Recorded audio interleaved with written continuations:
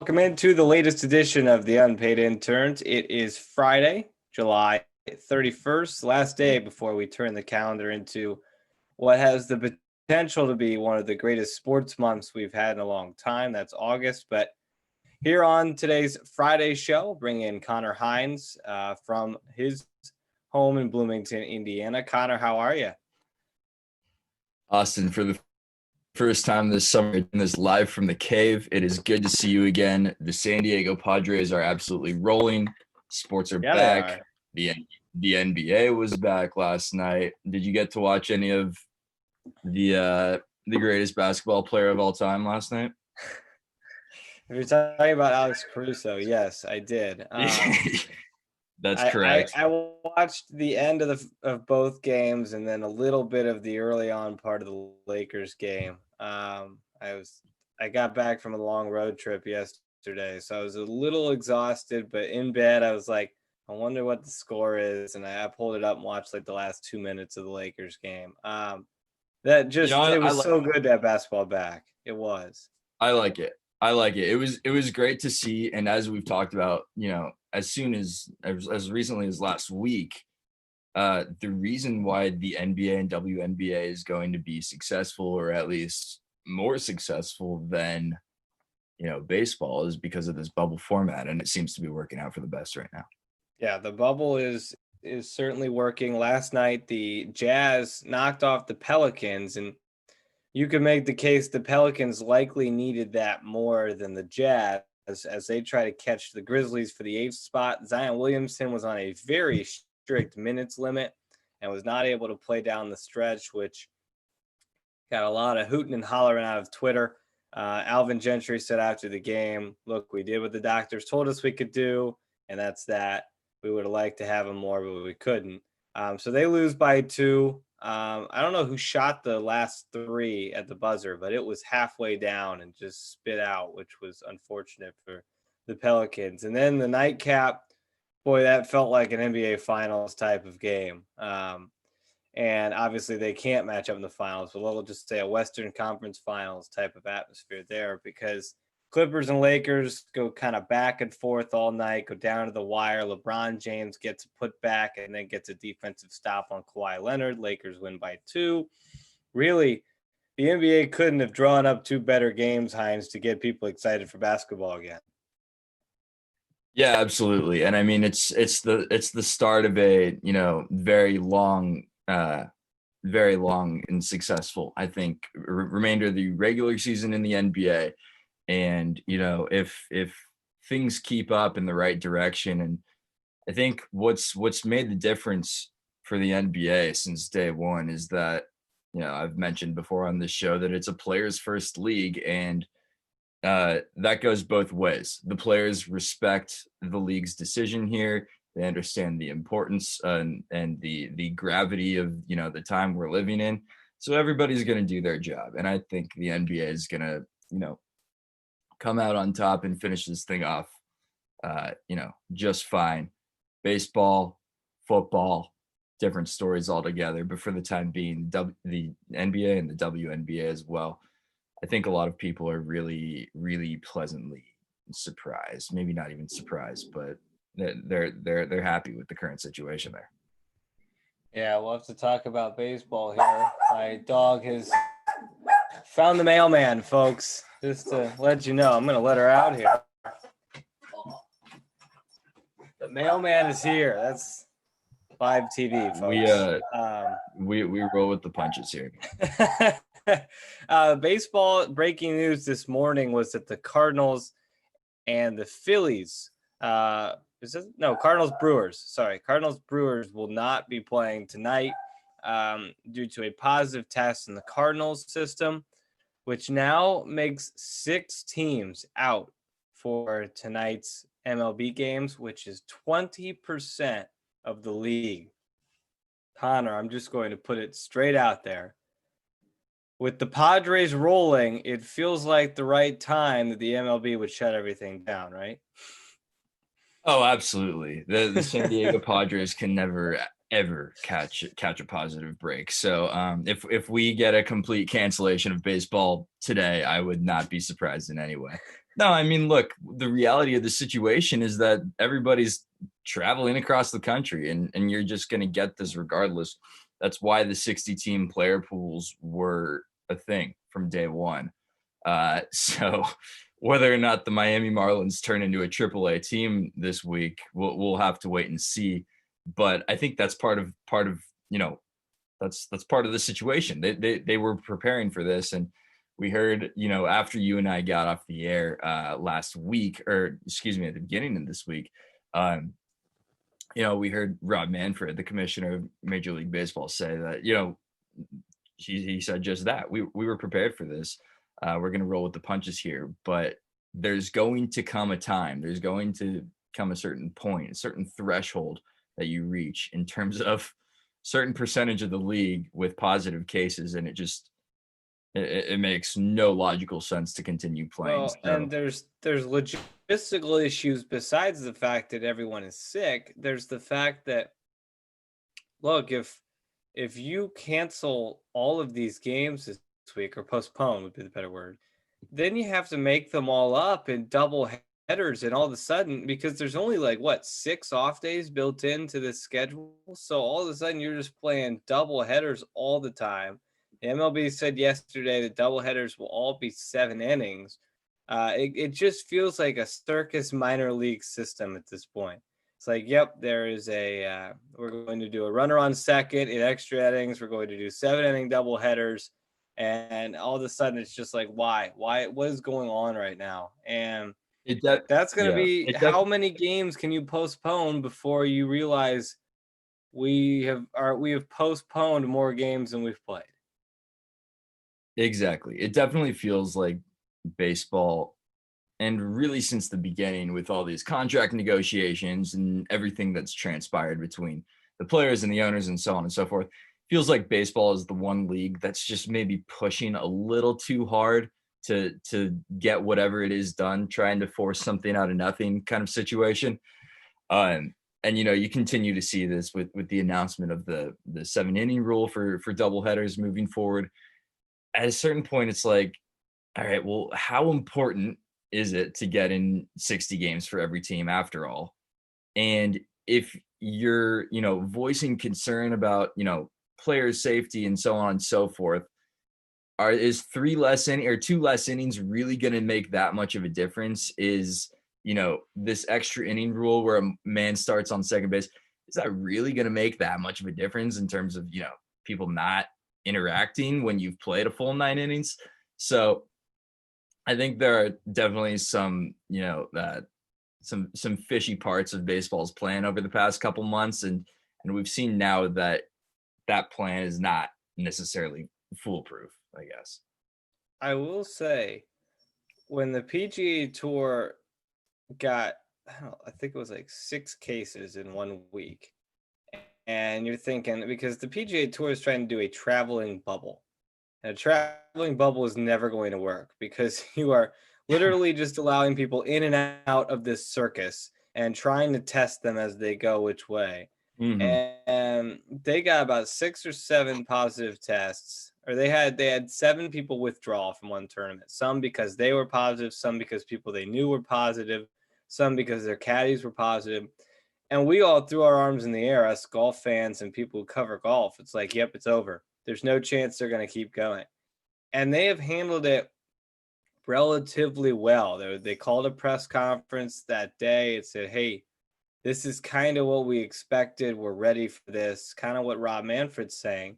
I think we'll have to see, I would say, by the start of next week, if things are slowly getting back under control, if they can get teams back on the field. Because if they can, maybe it's just this initial wave and they can move on from it. But I don't know. It's going to be very interesting to see. We didn't even touch on college sports. The SEC announced that it will be a 10-game conference season and nothing else. And they're going to start September 26th. Big Ten still planning on September 5th. I think the one positive that we've seen in the last 24 hours from college sports is that a couple of days ago, the ACC actually released the schedule. Like if you're a Notre Dame fan or if you're a NC State fan, you know who you're going to play. They've announced the schedule. It's just a matter of when and where. You heard yesterday that the Big Ten is expecting to release a new schedule any day now, with the same original start date of the first week of September. So maybe we will be going to Camp Randall after all, Render. We'll have to wait and see. But I guess it's a little more encouraging only because they're actually pretending like it's going to be okay, pretending like everything's going to work out. Only time will tell. And as everybody is in 2020, everyone's doing their best with it. So we'll have to wait and see. They're going to do everything they can to make this season work, and we'll see if that gets them anywhere. But until then, we'll keep guessing and speculating here on our podcast because we don't really have the answers either. Let's bring in our We've gotten good at speculation. We have. Let's bring in our guest here on our Friday episode. He right now is a communications professor at Roanoke College. He's also our editor at the Hoosier Network, or I should say behind the scenes at the Hoosier Network, as his Twitter bio says. Alex McCarthy, thanks for joining us, man. Hey, thanks for having me, guys. I'm a communications specialist at Roanoke. Okay. I'm not a professor yet. We won't call you a professor yet. Yeah. Communications specialist at Roanoke College. I guess we'll start there. I mean, it's a relatively new job for you, and all of a sudden COVID-19 hits. I mean, right. What has your inauguration of that job kind of been like while trying to also weigh and battle the effects of COVID-19? Yeah, it's been weird. I started the job during their spring break, so there are no students on campus, hardly anyone on campus. And then students came back for 3 days, and then we sent everyone home. So, and then the 2 weeks after that, I started working from home. So really, I've not been on campus at all, not really been, in, the whole mix of things there, because everything's been really strange. And then I haven't really gotten to know my coworkers that well, just because I've been interacting mostly like this with them. So it's been really weird. And then, we've been kind of rewriting the rule book, as IU is, as every college and university is, of how the heck do we deal with this constantly changing health threat to students' lives, and how do we keep students from all, dropping out, and how do we make it a good learning experience for them. So it's been really interesting, really strange, and really not kind of obviously what I expected when I applied for the job, but it's been really interesting to be, kind of in on some of these decisions and trying to help students have a good college experience, because it was so sad when we sent everyone home in the spring, and the seniors weren't able to experience their last 2 months, 3 months of college, which was I don't know, that was one of the best spans of my young life when I was, finishing college. So, it's been kind of a bummer to see all of that, but it's been really fascinating to see what's been going on. Well, I think in honor, you spent some time in Alaska, and I really wanted to ask this question because I know Griffin Gonzalez, who's not with us today, this would have been his first question. When you were in Alaska, did you see any bears? Of course, yeah. They would come, try to get into our trash at night. Outside of our house, we had, everyone has this large enclosure for our trash cans, and it has locks and chains on it to try and keep bears out. But bears, as you know, are very strong, and so they kind of rip that thing open and get into your trash. So I would have to get up in the middle of the night. I would hear scratching and pounding and whatever on the porch at 3 a.m. It would wake me up, and so I'd get up and go out to the porch, flip the light on, and I mean the bears are pretty chill there because they're city bears or whatever, and so they're afraid of humans. So you just go out there and you yell at them, and you clap and you make noise, and they run off. But there was one bear that kept coming to our porch like 4 nights in a row. And, I'd get up and go yell at him and he'd run away. Get up, go yell at him, he'd run away. But eventually he, I think, discovered that I was all talk, and that I wasn't actually going to do anything to him. So one night I went out there and he's, down like munching on our trash. And I get out there and I start yelling at him. I start banging on the side of the house. And those are like all my tricks. I don't have anything else in my back pocket after that. And the bear just kind of looks up from eating the trash, looks at me, and then goes back to eating my trash. And I was like, yeah, I got nothing. So enjoy. Because yeah. So yes, I had many run-ins with bears. And then after that, we had our landlord come out and, kind of strengthen our trash enclosure and better keep the bear out. But yeah, so a lot of bear encounters, mostly harmless. I never really felt that afraid, just because they're pretty chill. There were a few times when bears were like running across the road, and so that's kind of alarming. It's like nerve-wracking enough when like a squirrel runs out in front of you or something, and you want to not hit it. But then when a bear runs out into the road, it's like, man, I don't think I'm going to win that collision. So yeah, plenty of bear sightings, and they're pretty cool. They're pretty chill, at least in the city. They were pretty cool. You heard it here first, folks. Chill bears in Alaska. Yeah. Only in the city. In the wild, they'll rip your face off. Right. But the bears in town, they just want your trash.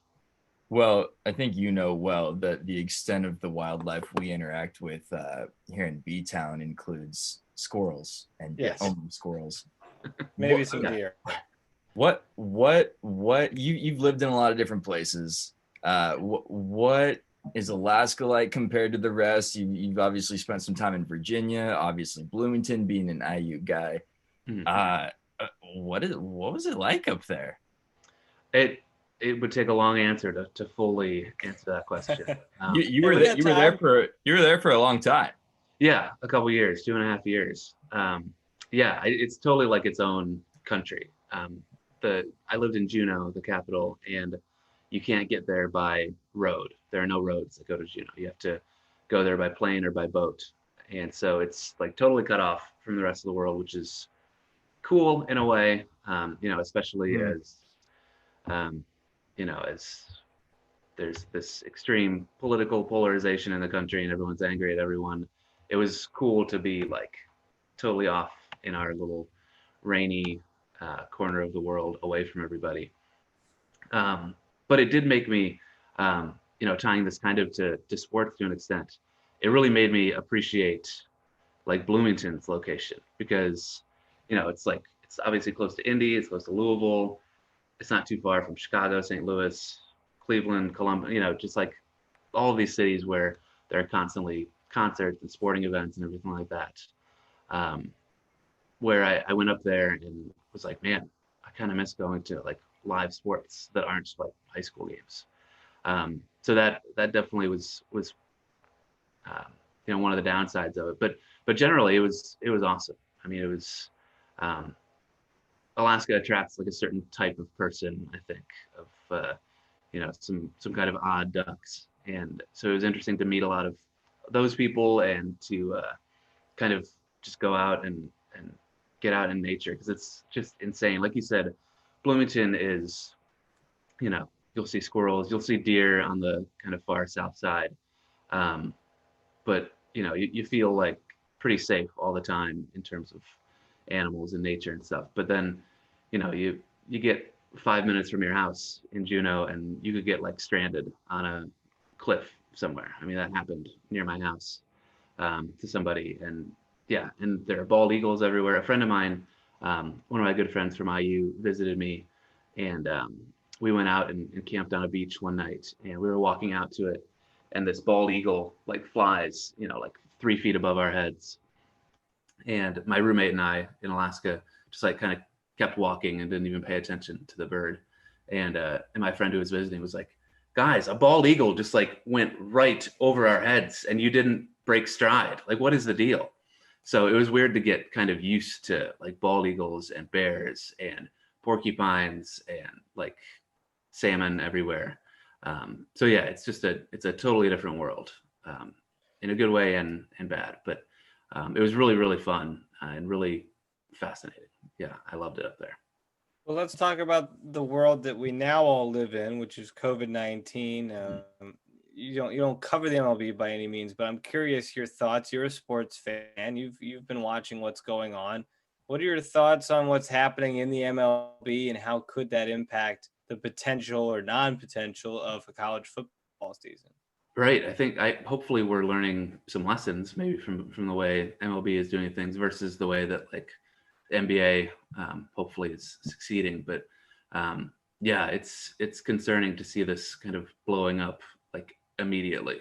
There's really no honeymoon period with MLB. Kind of like with Connor, I'm a Tigers fan, and they've been off to a really surprisingly good start. And so I've been kind of texting with my dad about like, man, they're in first place, win a couple series, and then of course, everything's going to blow up here.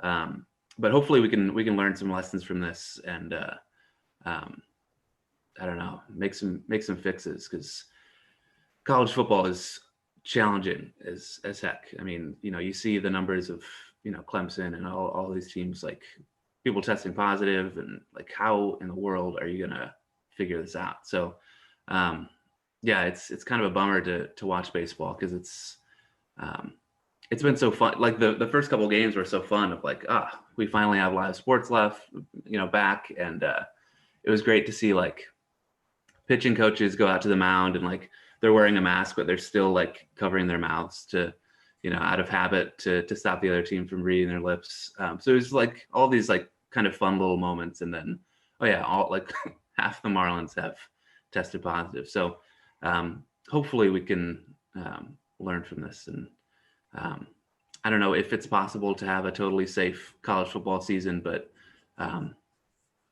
yeah, hopefully they're learning a little bit from this. Maybe the pitching coaches will always wear masks from now on. Maybe that's the way to do it. No one can ever see what you're saying. Yeah, exactly. They've figured out a new life hack here. Sports or not, we know that our professor, Dr. Galen Clavio, he's going to stay busy one way or another. You've been podcasting with him a little bit, as we have gotten to do in the past. Let's get on the soapbox. Let's get on the promo table here. What's that podcast about? Where can people find it? How has that been for you, just in passing the time here with a guy like that? Yeah, it's been fun. We Galen and I started that podcast. It's called Cosmic America, and it's he and I when we first met each other, we always ended up talking about classic rock or more recent rock. We just kind of clicked on that sense, and we thought like, why only talk about this after a couple of drinks at Nick's, when we could and Galen, as you guys know, has at least 400 podcasts at all times that he's working on. So he and I started one, and it started out with kind of a format of like, we just picked rock albums that we liked basically, and sat around in his basement and talked about them. And then I moved to Alaska, and we went on basically a hiatus. And then when we brought it back, we had this idea of we should, choose an artist, like we chose like the White Stripes, and talk about all of their albums in a row. And we talk about it as the album is playing in the background. So it's pretty fun. And then obviously during the pandemic here, we tackled the whole Rolling Stones discography, which took us 2.5 months to get through. And that was really fun. It's Galen's like favorite band. And so I knew I had to like really get ready. And obviously I know the Rolling Stones, very well, but not to the extent that Galen does. And so that was a little intimidating of tackling all of those albums and doing it with someone who's such a huge fan as him, and someone who is just so passionate about it and talkative about it. But it was really fun to do and to fill my time, because it was like we would podcast for like 3 hours on a Monday night, and then podcast for like 3 more hours on a Friday night. So it was just like almost a part-time job podcasting with him, but a part-time job where you get to drink beer and listen to the Rolling Stones. So it was a really good way to pass the time. And now we're taking a few weeks off and then getting back to it. So if people want to find that podcast, Cosmic America, it's on Spotify, Stitcher, Apple, anywhere where you get your podcasts. So if people are into the Rolling Stones or the White Stripes or the War on Drugs or the Doors, we've done series on all those bands, the National. They can get into that. Highly recommend anything that has you and Dr. Clavio together. That has to be a great podcast. I want to talk Bloomington with you. I mean, you have a lot of great memories and time at Bloomington, but the first thing, I don't think I've ever met someone who was a bigger fan of the old Yogis. Have you been to the new Yogis, and does it live up to what it used to be? Yes, I have been to the new Yogis. And it's, nothing can ever be the same as the old Yogis, obviously. And when I went, it was like 2 weeks after they opened or something. It was like very, very new. And so the new Yogis is in the spot that Scotty's used to be in downtown. And it felt more like I was in like a refurbished Scotty's than it was, being in the old Yogis. Because the old Yogis at 10th and Indiana, 10th and Indiana was just like this huge sprawling, building of nonsense. It was like 3 different restaurants and bars in one. It was just a really strange, there was this like semi-outdoor room and then a back bar and then this huge, area that was a sports bar. And there's the Century Club where you had to drink 100 different beers in 6 months and then you got your name on the wall. There's just a lot of personality to it. And I felt like when I went to the new Yogis, it was still, kind of lacking that personality that takes a few years to build up. So hopefully, and they've kept a lot of good aspects from the old Yogis. They have a lot of the same menu items, and they have that big basketball court on the wall that people can sign. So that was cool to see. So I think there's a lot of potential there, but I think they just need to get a little bit more personality to it, because that's really what makes any bar or restaurant great, is just kind of that personality, that certain Yogis-ness to it. I love that place. I was there all the time. I did that Century Club where you drink 100 beers. I was just gonna ask you if you were in that club. Absolutely. And when so I did it with 2 other friends of mine, and so you get your name on this little like plaque on the wall. You spend hundreds of dollars drinking beers and you get this like tiny little plaque on the wall. There was a whole wall covered in these plaques. And when the old Yogis announced that it was closing, I messaged someone on Twitter who was like part of the management there. And I was like, what's going to happen with my name on the wall? I mean, I spent months, drinking a lot of good beers and a lot of crappy beers trying to get my name on the wall. Like what's going to happen? And so he went in and he took my name and my friends' names off the wall and mailed the little plaques to me. And so I gave those to my friends, and we have those somewhere, luckily. So, but that was the kind of place Yogis was. They would, rip stuff off their own wall for you. So, I hope that the new Yogis lives up to, filling the shoes that the old Yogis left, because that was a special place, to say the least. I feel like we missed out on something there by coming a little later, but hopefully the new Yogis, maybe when we come back in a few years, will be, like you said, maybe a little more of that Yogi's personality. Let's kind of go to some of the stuff you covered. I mean, what are some of the memories that stand out to you sports-wise that you got to be a part of, that you got firsthand access to in your years in Bloomington? Yeah, when my freshman year was 2010. I immediately started working for the IDS and covered swimming and diving, which is one of the more storied programs in IU history, and has had huge success lately. But they were still like pretty good at the time.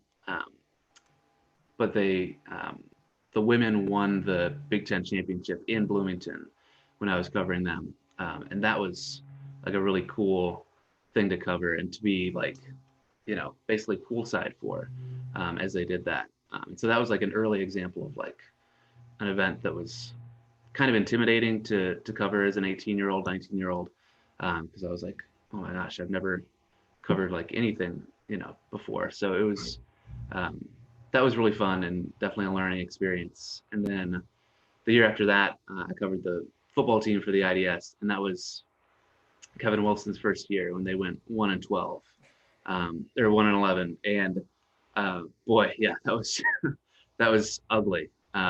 It was really interesting because like the previous head coach Bill Lynch was, as you guys probably know, he was installed as the head coach after Terry Hefner got sick and eventually died. And so Bill Lynch was kind of this. He was a very sweet man, and was maybe not up to coaching a successful Big Ten program, but people really liked him. He was really friendly. And then Kevin Wilson came in and was very much the opposite, and was really tough on guys. And I remember there's this. So the Bill Lynch's last year, I think they went 5-7, and DeMarlo Belcher was the main wide receiver at the time, and he dropped a pass in the end zone that would have beaten Iowa, and that could have sent them to a bowl, could have saved Bill Lynch's job and everything. And I remember during that fall camp, the first camp that Kevin Wilson was there, Belcher was kind of giving him a hard time, or kind of talking back to him, and Wilson was like, well, if you had done your job last year, if you had caught that pass, maybe I wouldn't be here being so hard on you.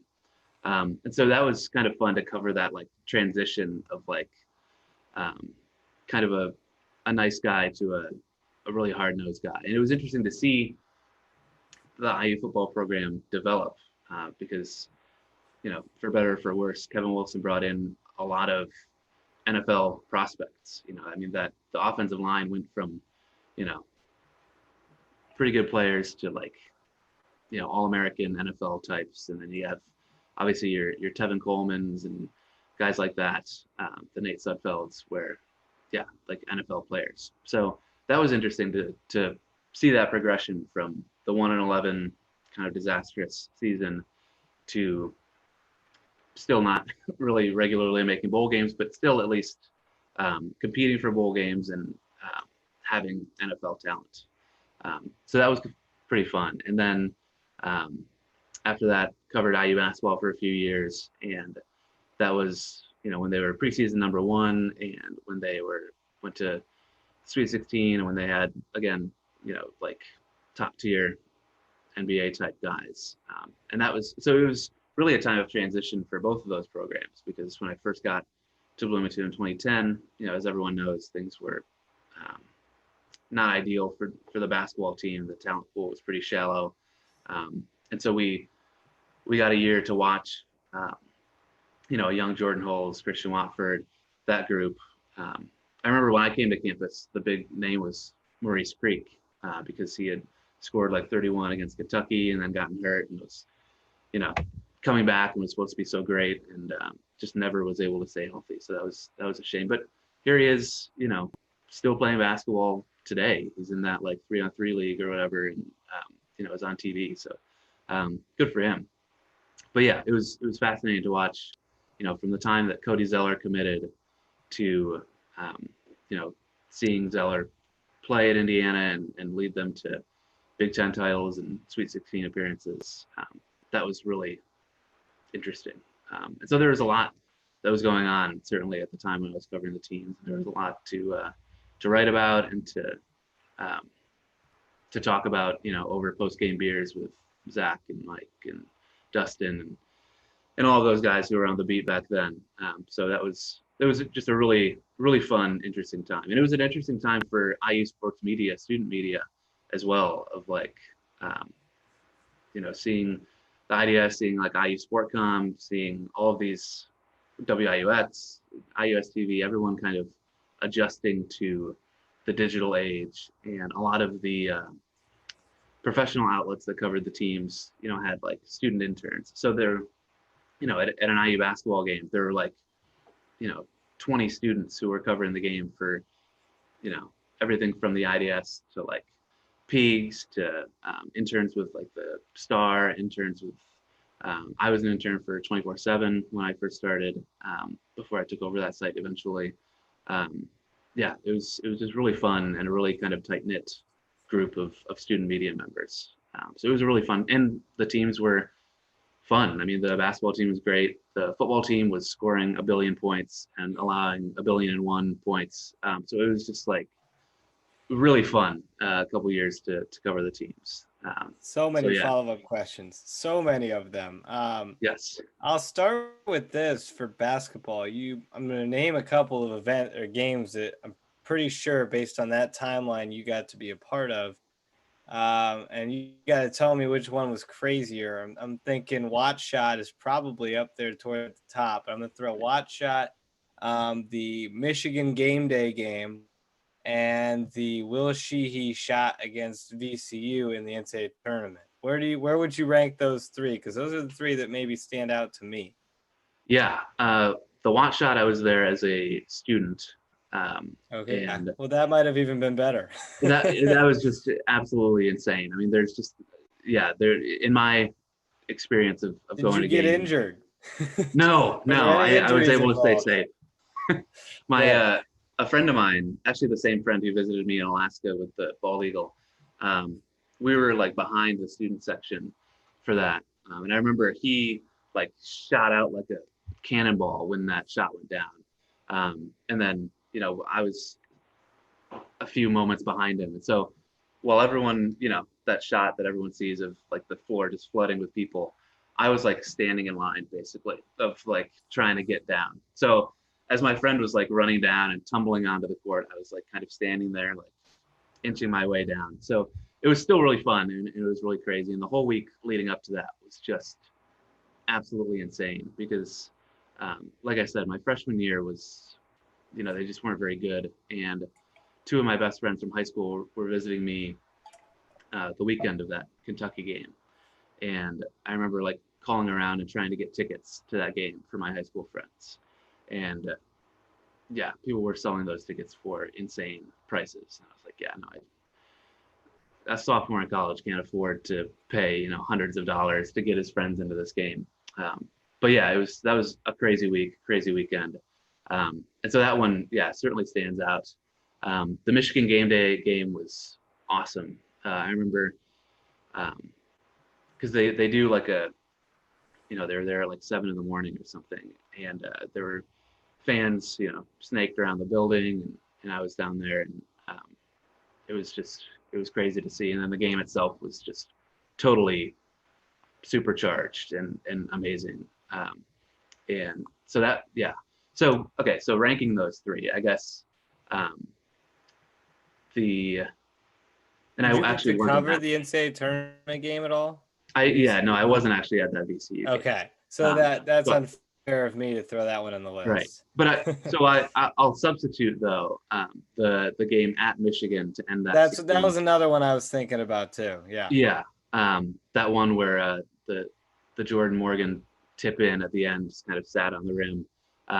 That one was probably my favorite sporting event that I've covered because I grew up a Michigan fan actually, and so I had a lot of friends in the building for that, and obviously growing up cheering for Michigan, it was really it's always interesting to cover IU Michigan games because I have all of this the first 18 years of my life or whatever experience rooting for Michigan, and then going to IU and covering them, so it's always interesting with IU and Michigan anyway. But yeah, that was an amazing game, and it was just like Zeller was amazing in the last like 90 seconds of the game. I mean, everyone obviously remembers how the final seconds were, but Zeller was just out of his mind, insane. And I think that was kind of the Zeller that people wanted. They wanted him to be a little bit more aggressive, and he was taking shots at the end of the game. And he, on that last possession, he guarded Trey Burke, like picked him up at like half court and forced him to miss, and which was just amazing because Trey Burke was player of the year and was amazing that season, and Zeller stopped him on that possession.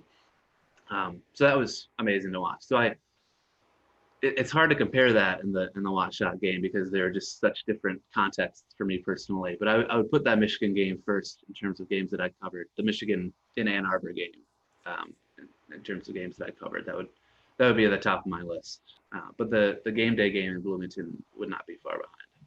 I know we were recently talking with our guest on Monday, Michael Sansorino. We were talking to him a little bit about this. I mean, for Austin and I don't know if it certainly hasn't been a bad time by any stretch to be covering athletics at IU, but in terms of the personalities that guys your age who were involved in our program got to cover, I mean, Kevin Wilson for starters, sure, but the Tom Creans of the world. And, Indiana has had so many of these just like special enigmatic figures.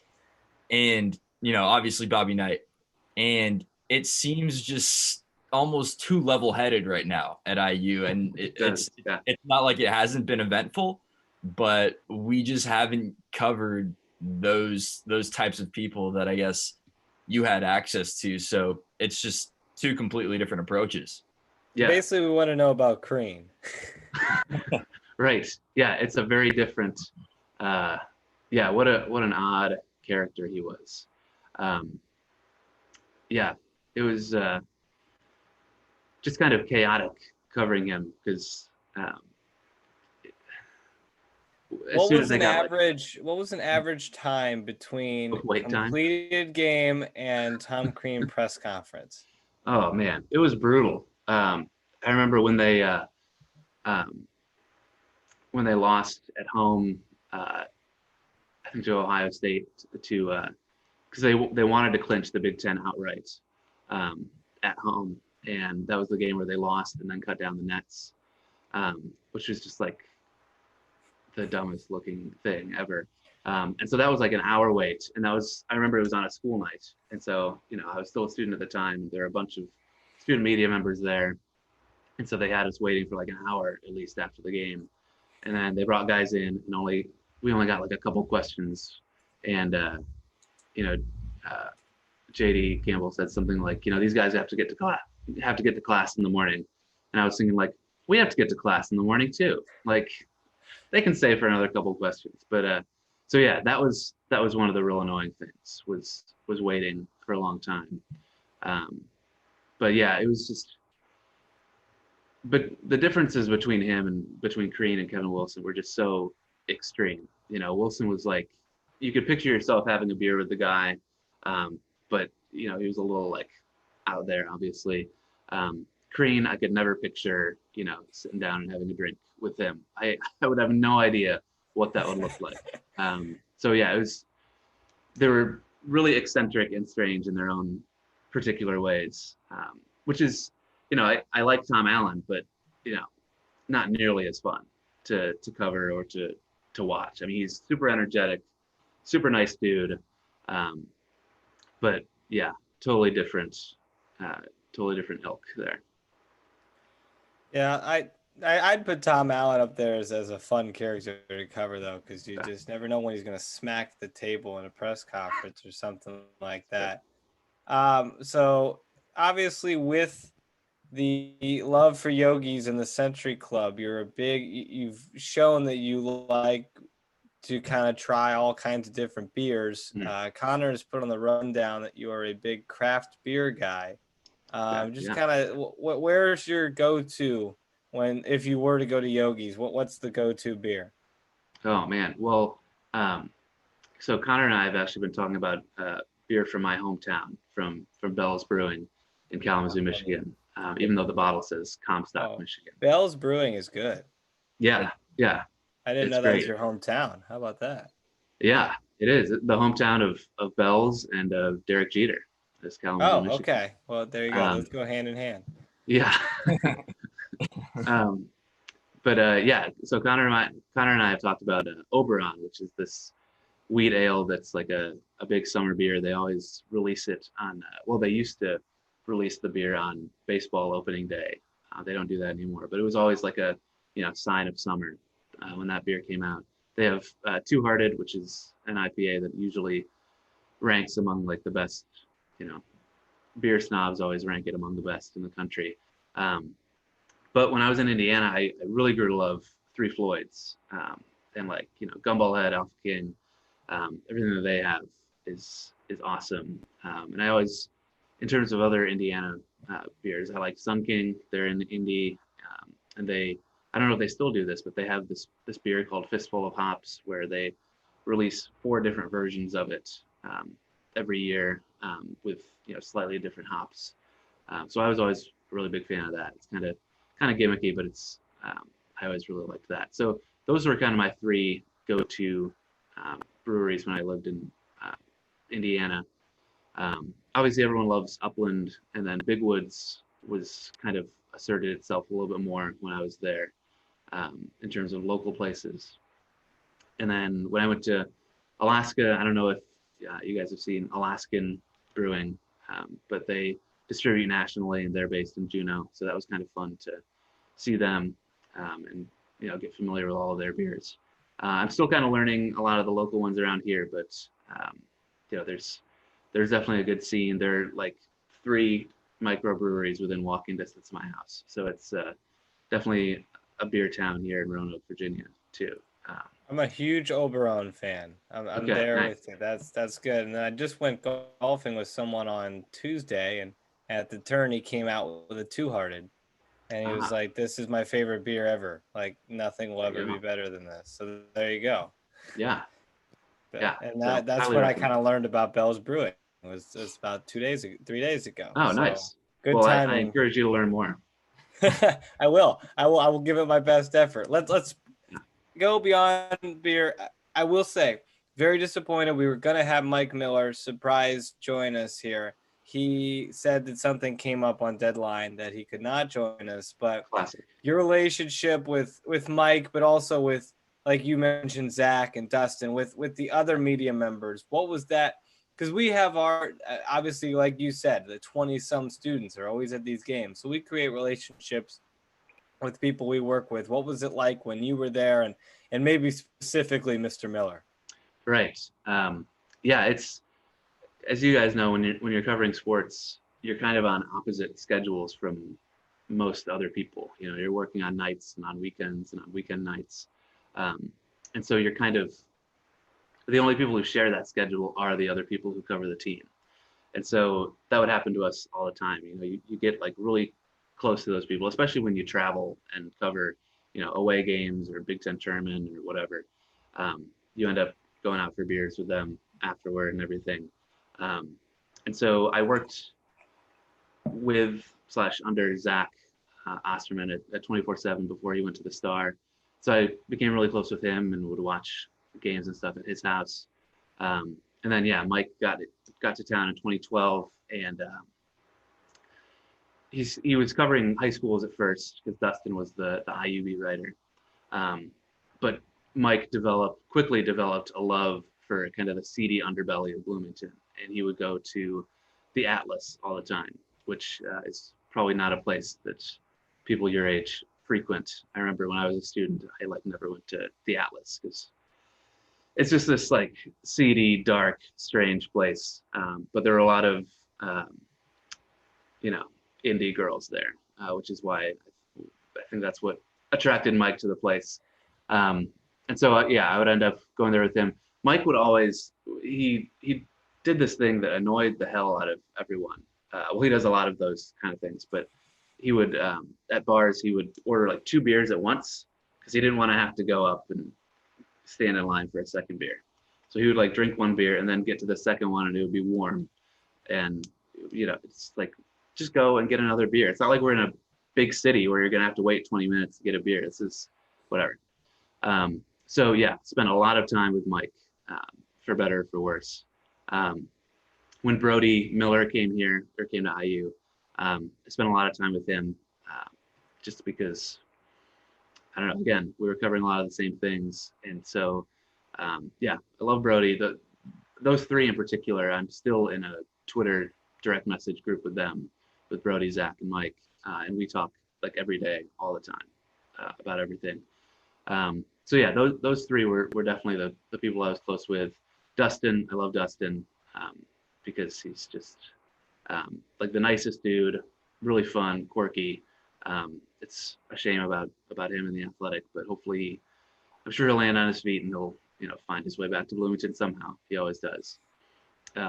So yeah, it's really great to develop those relationships with people on the beat, especially when you're a student and you're hanging out with people who are in the professional world, because they can, even if they're being goofy and weird, like Mike and Zach are, they can still offer some good advice, and they can kind of give some context into what's going on, because like Zach has been covering IU sports since for like 12, 13, however many years at this point, and so having him with all that institutional knowledge was really fun and helpful, and yeah, just fun guys in general. So it's too bad that Mike isn't like physically on the beat anymore. I know he's obviously doing what he can for Crimson Quarry, and helping with groundbreaking articles like the Taco Bell on Walnut masterpiece that came out yesterday. So I'm glad to see him back on the beat, certainly. Well, before we go, usually everybody that we have on that we talk to that is IU people, I mean, everyone you named, we've been fortunate enough to bring on the podcast. We talk about your go-to food places. I know we just talked about your go-to beer, but if you're in town, if you're in Bloomington, let's say for a day or two, what are your must go-to places, like can't leave without going here? I know that there's been a lot of besmirching of Runcible Spoon. I know that Brody and Mike and Zach all are very critical of Runcible Spoon, the breakfast place.